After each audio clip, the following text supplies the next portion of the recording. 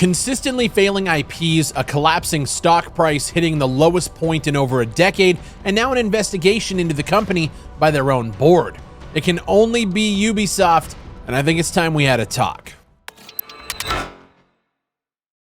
The game in the background is a game called Dagger Directive. It's not out yet, it's a small indie game, but I found it fitting that a small team is creating a game more in line with Ubisoft's core than Ubisoft is. 2024 has not been good to Ubisoft.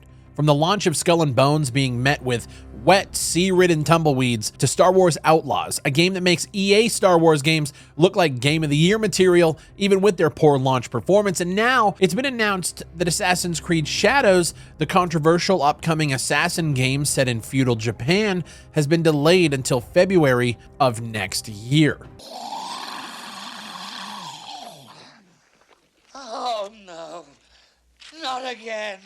I was invited to check out the game in a closed hands-on event, and then 4 days later I was promptly told that the event had been canceled, and then Ubisoft pulled out of the Tokyo Game Show, and the entire internet started to freak out. Ubisoft hasn't had a great track record in recent time. Hell, you could even say it's been downright horrible. From the announcement and subsequent cancellation of high-profile games like Ghost Recon Frontline, a failed BR concept that never really got off the ground, to the cancellation of Division Heartland, to put more focus into quote-unquote Rainbow Six and X-Defiant, the latter of which is now struggling to maintain a player base and is currently set to go on life support if things don't change by the start of Season 3, according to internal reports. If you want more info on that, I released a video with those details a few weeks back. All of this is happening amid a plunging stock price that, at the time of recording this video, has now hit a decade-long low. There's a ton we need to talk about when it comes to Ubisoft. I want to start with the most recent news that Assassin's Creed Shadows has been delayed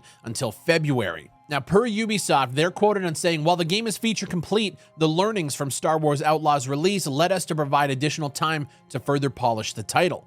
This will enable the biggest entry in the franchise to fully deliver on its ambition, notably by fulfilling the promise of our dual protagonist adventure with Neo and Yasuke, bringing two very different gameplay styles. Additionally, Ubisoft says that Assassin's Creed Shadows will be available on Steam on launch day, a break from the company's current strategy, which essentially translates to, we really need people to fucking buy this one. And another break is that they're moving away from their typical season pass model. All players will be able to enjoy the game at the same time on February 14th, and those who pre-order the game will be granted the first expansion for free. Again, this is in direct response to people seeing the Star Wars Outlaws pre-orders and seeing that content is being locked behind paywalls of expansive editions and season passes and all of these things that people are just getting sick of. And this is all following the, according to Ubisoft, softer than expected sales for Star Wars Outlaws after its August 30th release. Ubisoft says its development teams are currently fully mobilized to swiftly implement a series of updates to polish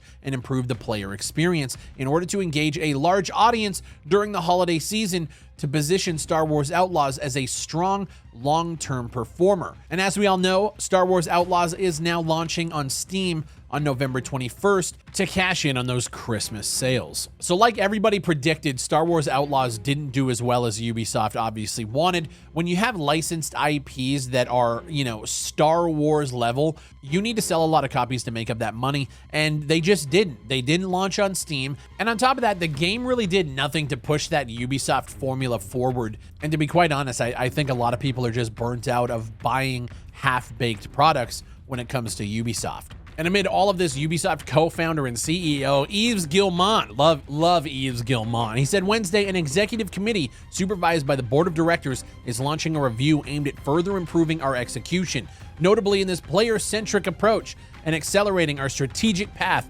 towards a higher performing model to the benefit of our stakeholders and shareholders. Yeah, like we've been saying for years, you need to focus on making games for your consumers that people actually want to play so that you can, you know, make fucking money. And just when you think like, oh, well, maybe Ubisoft is actually learning something, you go into the actual quote and it's just as terrible as you'd think. They want to put an even greater focus on player-centric gameplay-first approaches and an unwavering commitment to the long-term value of our brands. Now, that sounds pretty good. And then he continues, although the tangible benefits of the company's transformations are taking longer than anticipated, we keep on our strategy focusing on two key verticals: open world adventures and games as a service native experiences. with the objective to drive growth, recurrence, and robust free cash flow generation into our business. Okay. So in the interest of focusing on player-centric experiences, we're going to give them the two things that they're completely fucking burnt out on in hopes that'll make a difference. Jesus fucking Christ. And then Yves Guillemot addresses the notion that a lot of people believe that Ubisoft is some woke fucking propaganda pushing company. And he says, I want to reaffirm that we are an entertainment first company creating games for the broadest possible audience, and our goal is not to push any specific agenda. We remain committed to creating games for fans and players that everyone can enjoy. Which is so ironic because this is just on the heels of a bunch of articles coming out covering the new Develop at Ubisoft mentorship program, in which they want to build the most creative, diverse, and inclusive teams. But in order to be eligible, you have to be either a woman or non-binary, so no men included in that one. So essentially, all of this boils down to the fact that Star Wars Outlaws sold so poorly that they're forced to relook at the way that they're delivering this kind of content to us in terms of season passes, in terms of what platforms they're actually going to be launching on. Because I'm sure that the new Avatar game that they launched, I believe last year, it took about 6 months to go to Steam. I'm sure they took a hit on that one as well. And as I'm recording this video, the Ubisoft stock is sitting at 9.89 euros, and it's down 13% just today. And you know, it's funny, I was going to make a video on the new Splinter Cell Death Watch animated series that's going to Netflix, but it's tough to be excited for anything going on at Ubisoft right now because everything they're touching is failing. And according to Reuters on September 26th, an activist investor pushing for the sale of Assassin's Creed maker Ubisoft